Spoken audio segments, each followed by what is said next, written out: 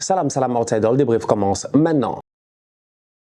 Le Real Madrid l'emporte aujourd'hui 2-0 à domicile face à Granada. Les Madrilènes sont en ce moment au top de leur forme. Franchement, toute honnêteté, ils n'arrêtent pas d'enchaîner les performances qui sont intéressantes. C'est vrai que de temps en temps, il y a quelques lacunes défensives. On a eu l'occasion d'en parler cette semaine dans le débrief Real Madrid-Napoli, dans un match où ils ont encaissé 2 buts, mais ils en ont marqué 4. Aujourd'hui, ils arrivent, ils t'en marquent 2. Et franchement, il n'y a rien à dire. Le match, il est carré, il est complet. Offensivement parlant, encore une fois, des joueurs très intéressants. Il y a énormément de blessés au niveau du Real en ce moment. Il y a beaucoup de joueurs qui ne sont pas là. Il y a même des joueurs qui ne sont pas là et on pense qu'ils devraient être là, mais en réalité, ils n'existent même pas. On parle là d'un numéro 9, vu que Joselu est encore une fois sur le terrain et qu'il y en a qui me diront non, Joselu, il s'est débrouillé. Il ne s'est pas débrouillé. Il ne s'est pas débrouillé. Il doit mieux faire. Franchement, il doit mieux faire. Son match face à Granada n'est pas satisfaisant à mon humble avis. Joselu doit faire beaucoup mieux. Mais c'est pas mal le positionnement. Mais essayez d'éviter d'être hors-jeu. Si lui, il n'est pas hors-jeu, il met le ballon hors-jeu. Mais quand est-ce que Joselu, il est dans le jeu? Franchement, mais deux bons ballons aujourd'hui, il me fait des reprises de volée, soit elle est contrée, soit il est hors-jeu. Joselu doit quand même faire de meilleurs efforts. Donc du coup, au niveau du Real, il y a beaucoup d'absents à l'infirmerie. Mais au-delà de cela, comme je dis, il leur manque un numéro 9. Cependant, sur le terrain, il y a des joueurs qui sont en train vraiment de très bien jouer. Et en ce moment, c'est le cas de Rodrigo. Lors des 5-6 derniers matchs, il a juste été sensationnel. Rodrigo n'arrête pas d'enchaîner et de marquer des buts. Et le plus intéressant dans cela, c'est son ratio frappe-but. Franchement, aujourd'hui, je pense que c'est une frappe cadrée, un but. La dernière fois, il a mis un but. C'était 2 frappes cadrées, un but. L'avant-dernière fois, il a mis 2 buts. C'était 3 frappes, 2 cadrés, 2 buts. Rodrigo est dangereux. Rodrigo est dangereux, il est très dangereux, il n'a pas besoin de beaucoup d'occasions pour claquer des buts. Aujourd'hui, Vinicius n'est pas là, Rodrigo joue sur le côté gauche, sur le côté de Vinicius et force est de constater qu'il est encore plus fort. Et c'est pas la première fois. Nous tous, on le sait, on a l'habitude de voir le Real. C'est pas la première fois. La saison passée, c'est arrivé des fois où Vini n'est pas là, Rodrigo bascule à gauche. Dès qu'il bascule à gauche, il devient un autre type de footballeur.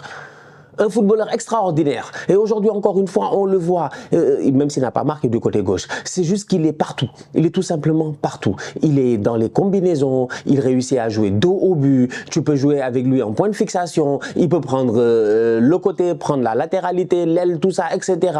Il est capable de surgir comme il le fait sur son but. Rodrigo, en ce moment, il est juste exceptionnel. Et ça fait du bien à cette équipe du Real-là. Un autre joueur qui nous sort une belle performance aujourd'hui face à Granada, c'est l'autre buteur, Brahim Diaz. C'est Brahim Diaz. Il y a quelques semaines, je le disais, Brahim Diaz n'a pas été champion d'Italie pour revenir au Real Madrid pour qu'on le mette sur le banc. Le boy a fait ses preuves à l'AC Milan. Il mérite qu'on lui donne sa chance. Ces derniers temps, vu qu'il y a beaucoup de blessés, tu es obligé de tester la profondeur du banc du Real Madrid. Et Brahim Diaz est à la hauteur de la profondeur du banc du Real Madrid. Il est très bon. Franchement, il est très bon. Il est juste techniquement. Il perd très peu de ballons. Et aujourd'hui, la connexion qu'il a eue avec Toni Kroos, elle a tout simplement été extraordinaire. C'était pas un 1-2, c'était un undos. C'était un undos. Franchement, ils ont fait un 1-2, mais nous tous on a vu le 1-2.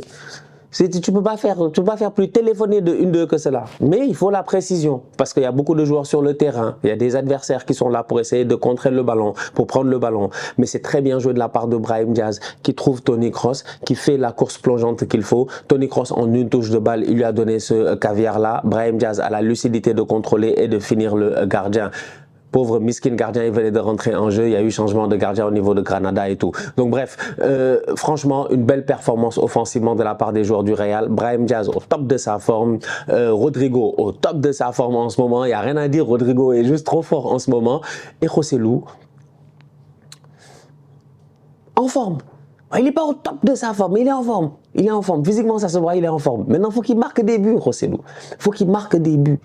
Parce que tu sens que ses coéquipiers ont aussi envie de le faire marquer. Cette semaine, en Ligue des Champions, on l'a vu face au Napoli, les gars ont essayé de lui donner des ballons, et tout, de le mettre dans les bonnes conditions. Malheureusement, ça a été compliqué, même si en fin de rencontre, il s'en est sorti. Aujourd'hui, la même chose. Les gars essaient de le mettre dans les bonnes conditions, il faut que Joselu prenne la confiance. Il est au Real. Il n'y a pas beaucoup de temps au Real. C'est qu'au Real, il n'y a pas de temps.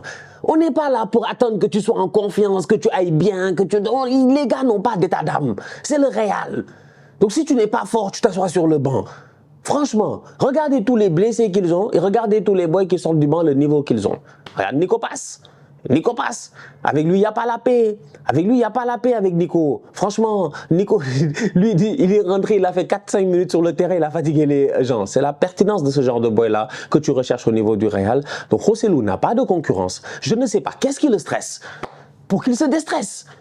Déstresse-toi, mon gars. En tout cas, top performance offensivement de la part du Real. Camavinga, Tchouaméni, Luka Modric, tout ça, ils sont pas là. Tu es obligé de faire donc avec ce que tu as. Cependant, ce que tu as, c'est pas des petits joueurs. En début de saison, on était là et on s'en rappelle. Toni Kroos et Luka Modric étaient sur le banc. C'était Camavinga, Tchouaméni, Valverde, etc. qui jouaient. C'est les jeunes, la relève qui prenaient leur cojones en main et qui sortaient des belles performances. Maintenant que ces boys-là sont à l'infirmerie, eh ben, tu as besoin d'avoir d'autres joueurs. Et ces joueurs-là, c'est des vétérans qui ont de l'expérience, qui savent jouer sans vraiment se fatiguer. Toni Kroos, il fait aujourd'hui un match au complet. Tu as l'impression qu'il n'a pas sué.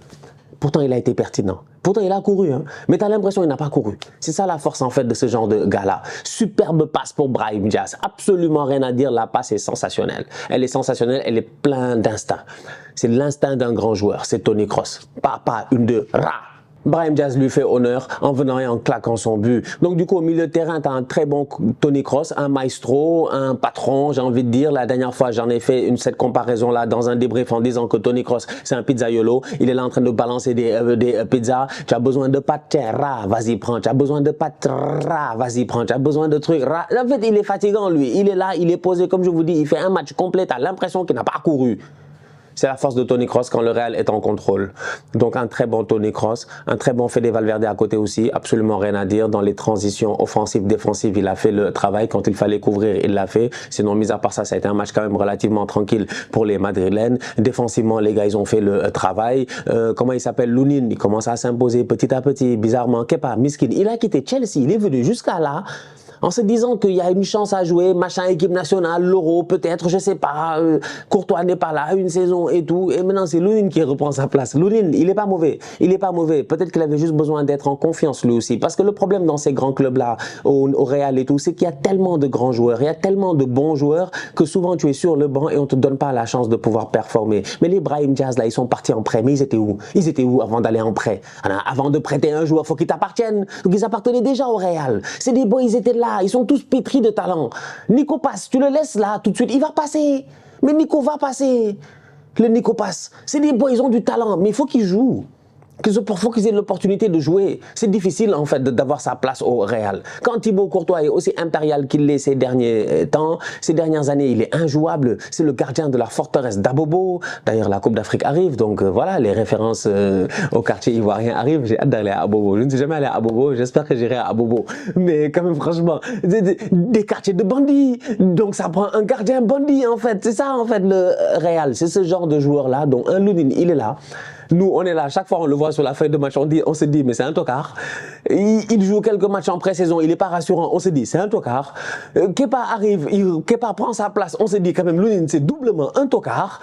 Et finalement, Lunin, il s'en sort ces derniers temps et il sort des belles performances. Pas encore de superstar, mais des belles performances. Ça, c'est rassurant pour cette équipe du Real-là. Défensivement, les gars, ils ont fait le travail. On peut toujours débattre sur le fait que Ferland Mendy, de temps en temps, ça peut être compliqué, mais sinon, il a fait son match aujourd'hui. Franchement, rien à dire globalement. On va finir sur Jude Bellingham, comme d'habitude. Que voulez-vous? Il est fatigant. Non seulement il fait un très bon match, rien à dire, il fait son match, hein, il fait son match. Il est efficace, il est dangereux. Mais en plus de ça, il a un problème aujourd'hui. L'arbitre. L'arbitre était contre son succès. Ça, on a vu le match, j'ai pas besoin de beaucoup parler. Bellingham, il prend un carton. Pourquoi? Parce qu'il s'est plaint. Parce qu'il s'est plaint, il a parlé. En fait, je comprends pas. C'est Bellingham, il contrôle son ballon, il fait une passe, l'autre vient, il lui boule le pied, mais c'est Bellingham qui fait faute. En fait, Bellingham, aujourd'hui, il s'est passé des trucs. Entre lui et l'arbitre, je pensais que ça allait mal terminer. J'avais peur, je me suis dit, Jude va prendre un carton rouge. Ici, il va rien comprendre, en fait. On va lui donner son carton rouge. L'arbitre là a l'air sadique, l'arbitre a l'air fâché, l'arbitre a l'air méchant. Je ne comprends pas c'est quoi son problème. Franchement, je comprends pas. Je comprends pas. Sincèrement, l'arbitre avait l'air d'être... Il y avait un truc pas clair avec lui aujourd'hui. Il avait l'air frustré en tout cas de la vie. Mais Bellingham s'en sort. Il prend juste un carton jaune finalement. Il fait un bon match globalement. Il est utile pour ses coéquipiers. Toujours le système de jeu qui est fait pour que lui il puisse briller. Et finalement il brille bien. Et ce qui fait plaisir, c'est tous les autres autour qui brillent aussi avec lui. Que ce soit Brahim Diaz. Aujourd'hui on l'a encore vu, une belle connexion entre les deux. Que ce soit aussi de l'autre côté avec les Ferland Mendy, Toni Kroos et tout. Quand Bellingham il a tendance à aller drifter un tout petit peu sur le côté gauche. Franchement, un Bellingham très bon, de fond en comble. Il a été partout, donc voilà. Belle victoire de la part du Real. Le Barça joue l'Atlético ce week-end. C'est là où ça va être compliqué. Parce que tu as Girona, tu as le Real, ils sont tous les deux devant là-bas, tranquille. Girona, jusqu'à présent, on n'est pas rentré dans leur cas. On les laisse partir, mais on n'est pas rentré dans leur cas. Je ne comprends pas, c'est quoi le problème? On est à la 13e, 14e journée, Girona, ils sont premiers. Ils rigolent pas. Aujourd'hui, ils doivent perdre un match out of nowhere. C'est des anciens, des Stiwani. Mais des gars, des anciens, des dinosaures. Ils viennent, ils mettent doublé en 10 minutes. Girona gagne le match 2-1. Ça veut dire que Girona, même les matchs qu'ils doivent perdre, ils sont en train de les gagner. Ils sont pas en train de rigoler, eux. Eux, ils sont vraiment partis pour essayer d'aller chercher une Liga. Je ne sais pas c'est quoi leur problème. Mais si Girona, quand même, franchement, en Catalogne, il y a une hiérarchie. Il y a le Barça. Bon, après, les autres peuvent se battre entre eux. Girona, Espagnol de Barcelone, machin, etc. Mais Girona ne va pas venir prendre un titre devant le Barça cette année, quand même, franchement. En tout cas, le Barça n'a qu'à se gérer. Demain, face à l'Atlético, ça risque d'être compliqué. Les retrouvailles entre João Félix et ses anciens coéquipiers. Félix qui parle beaucoup, qui lui, on dirait, il n'est pas en prêt. Lui, il parle comme s'il appartenait au Barça. Comme s'il était sûr. J'ai vu Félix dire un truc. Genre, ouais, Victor Roque, on a hâte qu'il arrive et tout ça, on a hâte de le voir, machin. J'ai dit, Victor Roque, il arrive sous contrat.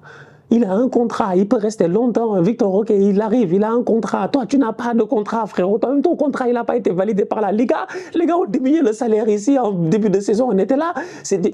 Félix est trop en confiance, mais c'est normal parce qu'en ce moment sur le terrain, il sort des top performances, lui et puis João Cancelo. Donc bref, gros match demain entre le Barça et l'Atlético. J'espère que vous serez là car je serai là. D'ici là, la famille, on continue à liker, on continue à partager, on s'abonne, on s'abonne, on s'abonne. On reste ensemble et on reste en santé, c'est le plus important. Tous outsiders.